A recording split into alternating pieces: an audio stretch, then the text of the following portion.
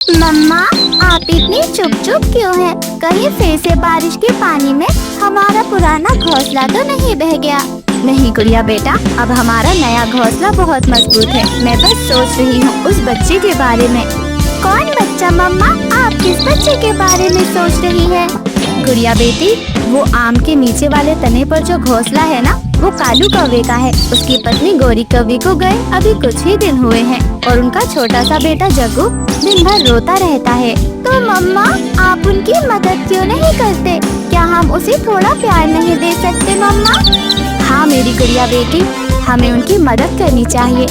आप घर पर ही रुकना, मैं अभी जाती हूँ। और फिर रानो चिड़िया बिना एक भी पल गवाए अपने पंख फड़फड़ाती है और सीधे कालू कौवे के घर की ओर चल देती है।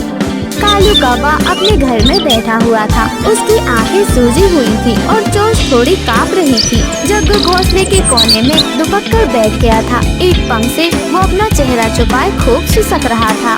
कालू भाई, मुझे माफ करना अगर मैं तुम्हारी तकलीफ में थोड़ी देर से पहुंची, पर आपका बच्चा जग्गू देखकर मेरा तो दिल भर आया। कुछ तो मदद कर सकती हूँ। कहो कालू भाई, मैं क्या कर सकती हूँ आपके लिए? रानो बहन, कोई क्या कर सकता है?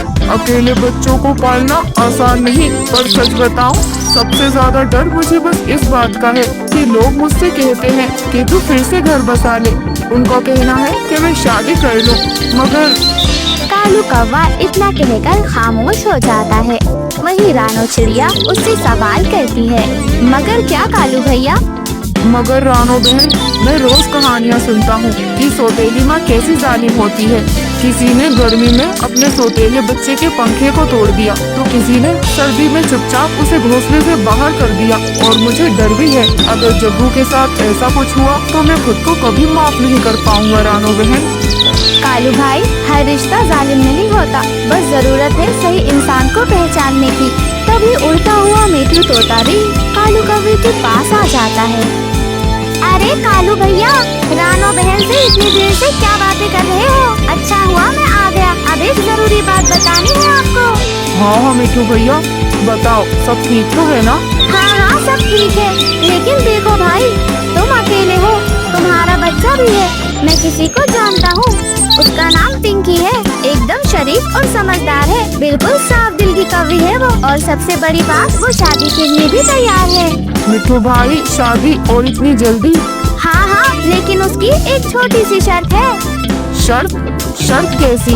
वो चाहती है कि तुम्हारा बच्चा उसके साथ ना रहे, वो अलग घोंसले में रहे। वो कहती है, मुझे कालू का साथ चाहिए, पर बच्चे की जिम्मेदारी मैं नहीं लूंगी। रानो चिड़िया जब इस बात को सुनती है तो वो फौरन कालू से कहती है, कालू भाई, ये फैसला आसान नहीं है। सोच समझकर आपको फैसला लेना होगा। माँ होना खून का रिश्ता नहीं, वो एक दिल का फर्ज होता है। अगर उससे मेरे बेटे को कोई खतरा नहीं और मैं उसे रोज देखता हूँ, तो शायद मैं कोशिश कर सकता हूँ। ऐसे ही कुछ दिन बीत जाते हैं और एक दिन पिंकी और कालू कौवे का विवाह हो जाता है। पिंकी अब कालू कौवे के साथ उसके घोंसले में ही रहने लगी थी। शुरुआत में सब कुछ बहुत अच्छा था, लेकिन फिर धीरे धीरे एक दिन पिंकी बड़बड़ाती हुई अपने आप से ही कह रही थी, उफ, ये भी क्या जिंदगी है, ना जरा घूमने की आजादी, ना मजा। दिन भर बस एक ही घोंसले में पड़े रहो और बच्चे की देखभाल में लगे रहो। मैं कोई बूढ़ी नहीं हूँ, मेरा भी मन करता है नदी किनारे जाने का, तो कभी जंगल की सैर करने का, लेकिन कालू जी ने तो बच्चे की जिम्मेदारी दे दी है मुझे।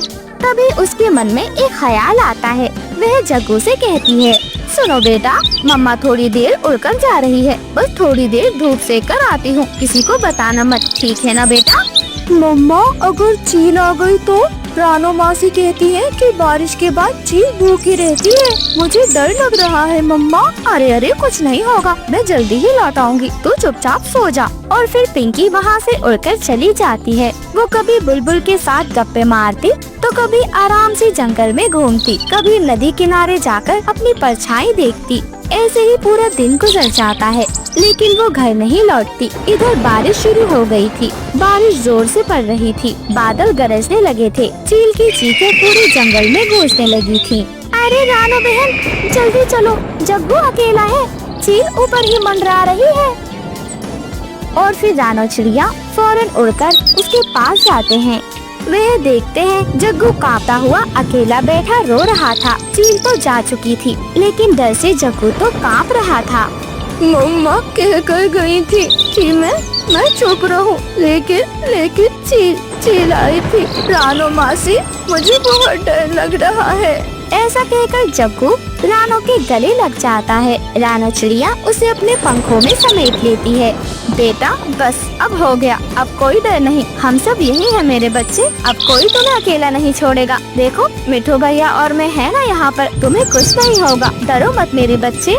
हाँ बेटा डरो मत, हम तुम्हें छोड़कर कहीं नहीं जा रहे। जब तक तुम्हारे पापा मम्मी नहीं आ जाते तब तक हम यहीं पर रहेंगे। इतना सुनकर जग्गू का थोड़ा डर कम हो जाता है। ऐसे ही शाम के वक्त कालू कौवा जैसे ही अपने घर लौटता है, सबने उसे मिलकर सच्चाई बताई। कालू कौवे के तो होश उड़ जाते हैं। कालू कौवा पिंकी कौवे की ओर गुस्से में देखता है। पिंकी, तुम्हें समझ भी है, अगर आज मेरे छोटे से बच्चे को कुछ हो जाता तो मैं कभी खुद को माफ नहीं कर पाता।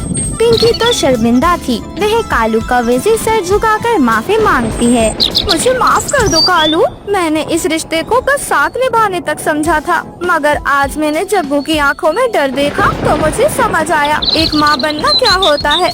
अब से मैं सिर्फ तुम्हारी पत्नी नहीं बल्कि तुम्हारे बेटे की भी सच्ची माँ बनूंगी। पिंकी बहन, सगी माँ बनना जरूरी नहीं, बस एक माँ का दिल होना ही काफी है। हाँ रानो बहन, तुम बिल्कुल सही कह रही हो। मैं वादा करती हूँ आज के बाद जग्गू को बिल्कुल अपने बेटे की तरह पालूंगी, कहीं नहीं जाऊंगी इसे छोड़कर। उस दिन के बाद से पिंकी ने जग्गू को अपने घोंसले में अपने साथ सुलाना शुरू कर दिया। अब वो उसका सर सहलाती, बारिश में पंख फैलाकर उसे ढकती और उसे कहानियाँ भी सुनाती। जग्गू बहुत ज्यादा खुश था। प्यारे दोस्तों, इस कहानी से हमें सीख मिलती है, माँ का रिश्ता खून से नहीं करुणा से बनता है। सच्चे दिल से निभाया गया रिश्ता सौतेलीपन को मात दे देता है। हर सौतेली माँ बुरी नहीं होती, कुछ तो सगी माँ से भी बढ़कर होती है। आप सभी का धन्यवाद।